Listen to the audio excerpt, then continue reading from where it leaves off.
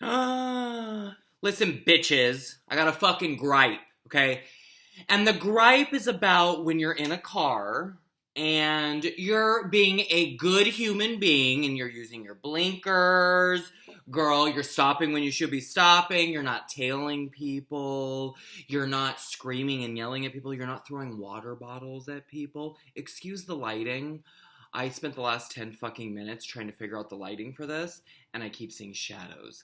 It's only a shadow. So, anyways, but can we please, your car is equipped with a blinker. Can we please start fucking using it? Okay? Nothing makes me want to punch a baby more than when I'm sitting there getting ready to turn to the right, and I've been sitting there for quite some time, and then you decide you're going to turn left into the parking lot that I'm coming out of, and you decide to not use your motherfucking blinker. Have you lost your mind? Why even put the blinkers in if you're not going to use them? Now, my question is this, because I always use my blinker, and if I'm not using it, I mean, I don't think I never not use it, but if I'm not using it, I'm not coherent in that sense. But so do you people are you choosing to not use your blinker? Can you elaborate on why? Are you just lazy and you feel like you don't need to fucking tell people when you're turning left or right? You don't need to be a good citizen and allow the roads to be full of harmony? You don't want to use your blinker. Okay? Or do you not remember to use your blinker? Or are you too fucking stupid and you somehow pass the test that you don't even understand that down is left and up is right? I had to really just think about that because I was like, girl, I just do it, right? So what is it? Are you just a fucking piece of shit in the world that just doesn't want to use your blinker? Or are you a fucking idiot that just doesn't use it? Oh! Then if the second case is the problem, or if the second case is what we choose B, is what we circle on the multiple choice, okay, then you need to get your fucking driver's license taken away. And another thing, I was getting my car registered the other day, and I saw an old man that looked like the Crypt Keeper getting his driver's license. Now, I know this is going to piss a lot of you the fuck off, but old people that can barely walk should not be operating a fucking Buick, okay? Because that's all they drive is a Buick or a fucking PT Cruiser. PT Cruiser, oh, my Nana. She did. She had a PT Cruiser. One time my Nana came home and she goes, Chris... Oh, that's my Southern grandmother. I apologize. Let me rewind. She came home. She's like, Chris, she doesn't talk like that either, girl. I'm just going to stop trying to pretend. I know how she talks because she's been dead for a while. Rest in peace, Nana. I miss you and I love you. But she used to go, I'm having a stroke right now. And I'm not going to edit this out. This is like who I am. But she says, she goes, oh my God, I was on the freeway and I looked over and this man was giving me the double finger. I don't even know what I did. And I looked at my Nana and I'm just like, Rose, I know exactly what you did. You were probably going 35 miles an hour and you were hogging 2 lanes on the freeway. That's what you did. Okay. But I didn't. And I just said, oh, I don't know, Nana. But girl, I had to take her car keys away from her and she couldn't drive no more. And it fucking sucked. It fucking sucked. It sucked dealing with her. The day I took her car keys away, she walked all the way down this alley where her house used to be. I mean, she threw a fit like a child, but she had dementia and she couldn't operate the vehicle any longer. She was putting herself in danger as well as the people on the streets in danger. Old people that cannot walk to the car should not be operating the vehicle, okay? And that's that. You know what? You can take it or leave it. Let's get into this motherfucking episode, bitch. Oh.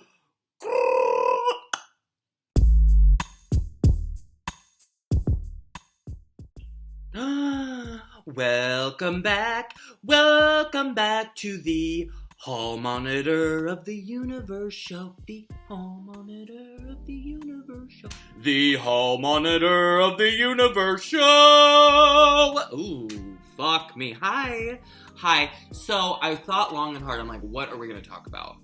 What is something I want to talk about and share with y'all? I've been kind of steering clear. I've been attempting to steer clear of Hollywood stuff, but I feel like, and I've told this story on a small version, so I figure the podcast should hear it because there's a bigger version of the story about when I worked with Salma Hayek, and I believe the movie was called Bliss. I did not do my research, but I will when I'm editing, and I'll put it on there. But it was a movie on Amazon Prime. It was produced by Amazon Prime, and I believe Salma's husband was the main executive producer or the director or something, and she was very involved with the project. It starred Owen Wilson, and I worked a day on it. So what I understand the movie was about, because I tried to watch it, I got like 10 minutes, and I'm like, this is a fucking disaster. But it's like alternate realities. When I was on set, I was told, so I'm getting ahead of myself. Let's go back to a time where I went on to my very, very first movie set. Now, I know I've talked about The Affair being my first movie set. That was when I was working. This is my very first time being on a movie set, and it was on a movie called Fools Rush In with Salma Hayek and Matthew Perry. So from what I understand, I was a kid. I think, in middle school going into high school, so I was probably like 11, 12. And this movie was filmed primarily in Las Vegas. I don't know if the whole thing was filmed in Las Vegas, but it starred Matthew Perry, Salma Hayek, and it was when Matthew Perry was attempting to have, a movie career, and now we all know that he was addicted to opioids, so maybe that had something to do with his movie career not moving anywhere, no pun intended. But this movie was about him. I don't fucking know the characters, but him and Selma, they get together. It's like an odd couple, because back then it was like odd for a white guy to be attracted to a Latina, okay? So that was the whole gag, and she gets pregnant, and then she has, this is what I remember from the show, and then she has the baby on the Hoover Dam. And all I remember from the scene that I watched was there was this huge line drawn on the Hoover Dam, and it said Nevada and Arizona on each side. And the whole gag was Salma Hayek's kid was born in both states on the borderline in between, which I don't know if that's accurate. I don't think that's accurate. I do know when you go over the Hoover Dam, you do go into Arizona. I don't know how accurate it is, if it's in the middle, if that's where we've made the line in between Lake Mead or that river or whatever the fuck. But I was raised out there in a city called Boulder City. And my Nana, my mom's mom, who was the light of my life, the love of my life, I miss her every day, and she was the most painful loss that I've ever had. She was, well, I guess it was my mom who was friends with this woman named Annalicia, I believe her name was. And do you love how I didn't do any I didn't do any fact checking for y'all. I'm just telling you the story as I remember it. So Annalicia, and this story, that's right, the story was about her. I believe she wrote the screenplay, or she was part of the writing process, and Salma Hayek, I believe, was playing Annalicia, and this was her life. Okay, so now that I'm back on track. So Annalicia invited myself and my Nana to come onto the set when they were filming the rain scene and her having the baby. So I remember it was really cool. I remember going in, and she showed us the set from up above on the Hoover Dam. It was really cool. I was like, oh my God, we got to watch them film the rain scene. I remember Selma, and this is all I remember. I was introduced to Matthew Perry in food area. Why am I, the mess area. Bitch, I've been in so many of them. I don't remember the name.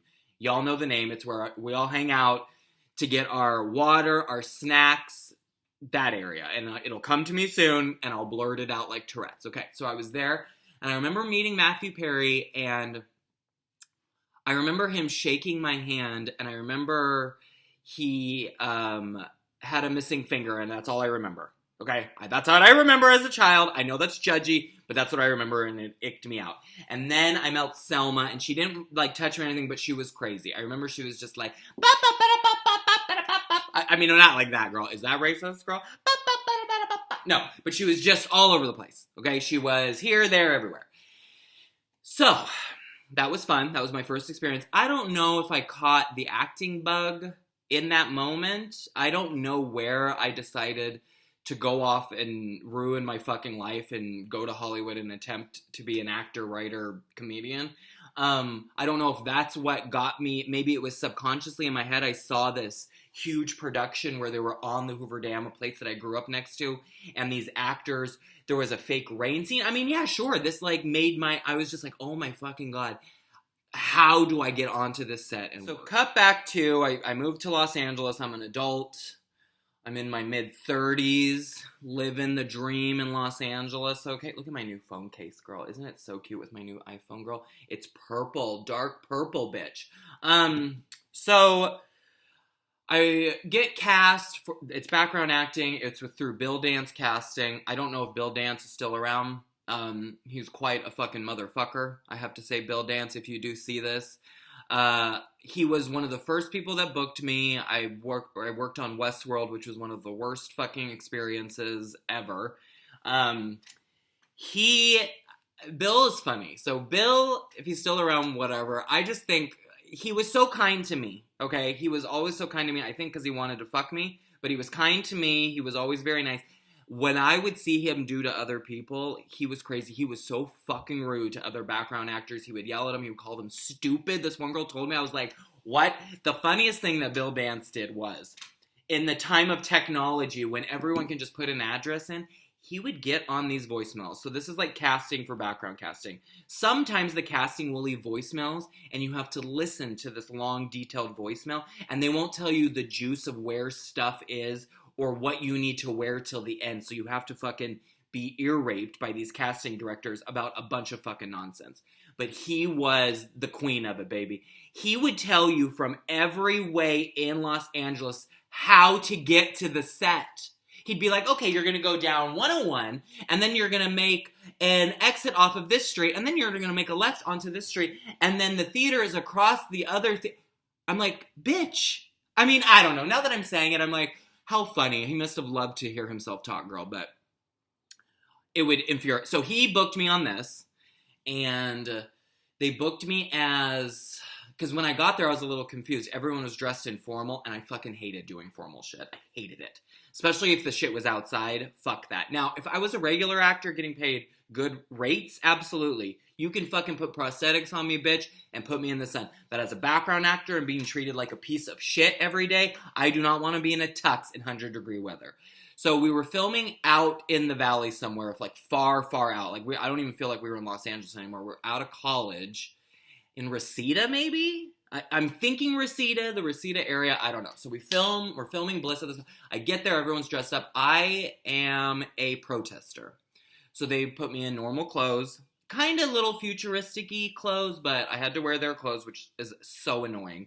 Because when you wear someone's clothes as a background actor, at the end of the night, no matter how long you were on set, you have to wait in a fucking wardrobe line that could take up to like hours to then get out of there. So the last thing you want, I remember with Westworld, they liked all my outfits, and they gave me a fucking bracelet. And I had to wait. Boo! She's like, bitch, shut the fuck up, my cat. Hold on one second. And I had to wait in a line to give a bracelet back after a 12-hour night shoot, girl, and I was like delusional. So, bitches, try to bring your own clothes and follow directions. It's for your best hope if you're background acting. So they put me in all their clothes, whatever.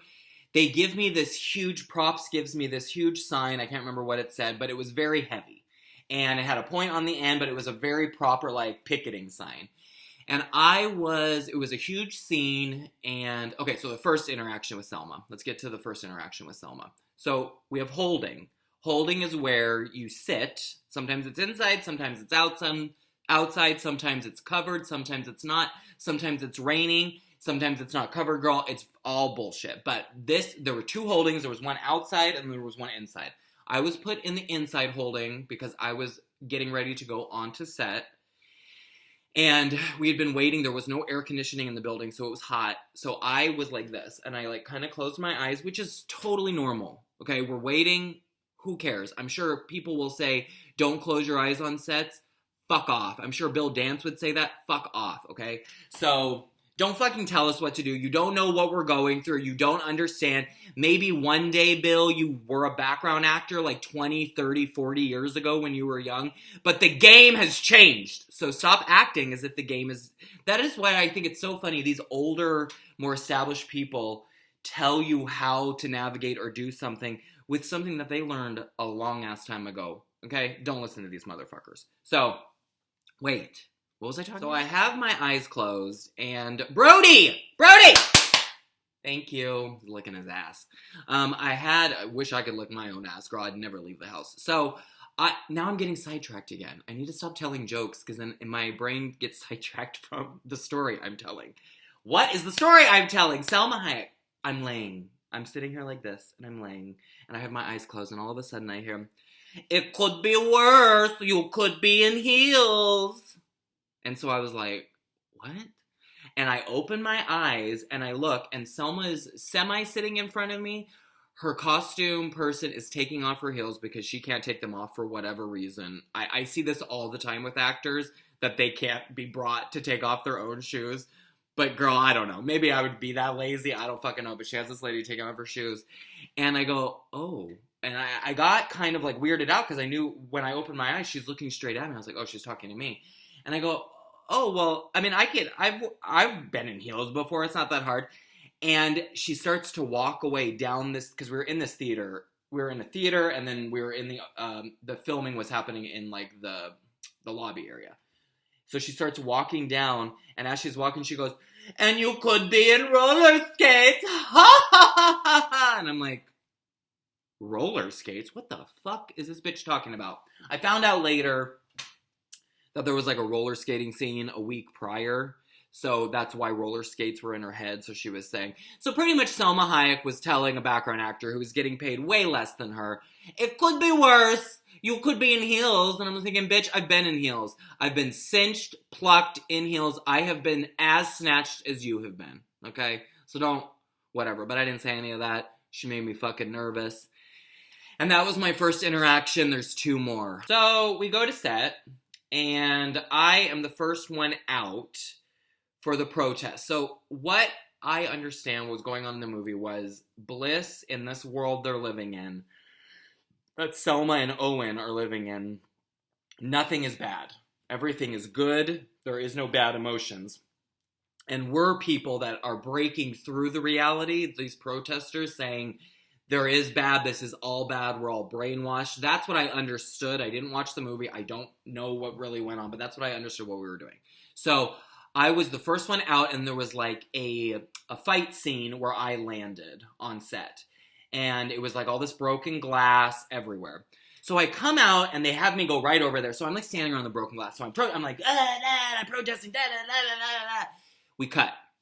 So I'm just standing there waiting for the AD or someone to tell me what I need to do. Go back to 1. Are we picking up somewhere else? That's what you just until you know. And so I turned my sign around, my picketing sign, and I was holding it like this with the pointy area right here. All of a sudden, and mind you, I am standing with broken glass everywhere by myself, okay? Salma Hayek comes out of nowhere, and she goes, excuse me, you cannot point that at people. Excuse me, you cannot do that. And I'm like, oh my God. So I take and my grandfather's Panamanian, people, okay? So the accent don't fucking come for me, bitches. So I take it, and I'm just doing it for comfort, but I do what she's telling me to do, and then she walks away. I'm like, why does this bitch hate me? What the fuck is going on? Then we go to lunch. Girl, I forgot the most important part. Bill Nye, the science guy, is on set. Have you lost your mind? Bill Nye, the science guy. I got to eat lunch with Bill Nye, the science guy. I asked him first. Like I said, can I sit with you? He said yes. And a bunch of us younger folk were gagging. We sat there, asked him questions. Bill Nye was so fucking sweet. One of the most humble people I have ever met on a set. Besides Jennifer Garner and Anna Faris. They were fabulous. But as I'm walking out to lunch, there's Selma to the left of me by herself, which I'll give her this. Like, a lot of actors, they have all this entourage around them. There were a handful of big celebrities that I saw that did not have that, so it's like, okay, well, they don't need it, obviously. Selma was one of them. Claire Danes was another. She was totally by herself all the time. Lovely. And who else didn't have an entourage that was so... I don't know. I'll think about it, though, baby. But it can be done. But she was sitting there in her fucking gown, girl, smoking a ciggy, bitch. Just fucking by herself, girl. And I looked over, and she looked at me, and then she just looked away. I mean, bitch, she hates me. Also, side note, I walked by Owen Wilson, and I think I said, hey, or I looked at him and smiled. He gave me the dirtiest look. And I just wanted to say, like, you, Owen, you're giving me the dirtiest look? Like, really?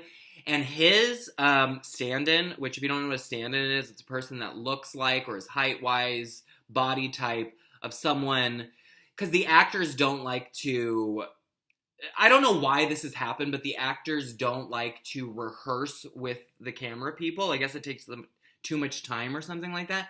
But it makes no fucking sense because a lot of the time these actors then come on the set and then they rehearse the whole thing all over again. It is such a fucking waste of time. In my opinion, the actors should be out there for camera rehearsal as well, but whatever. Owen Wilson's stand-in. And you know what? I don't fucking know shit. I've never had a stand-in, so I don't even know. So this is all just my opinion, bitches.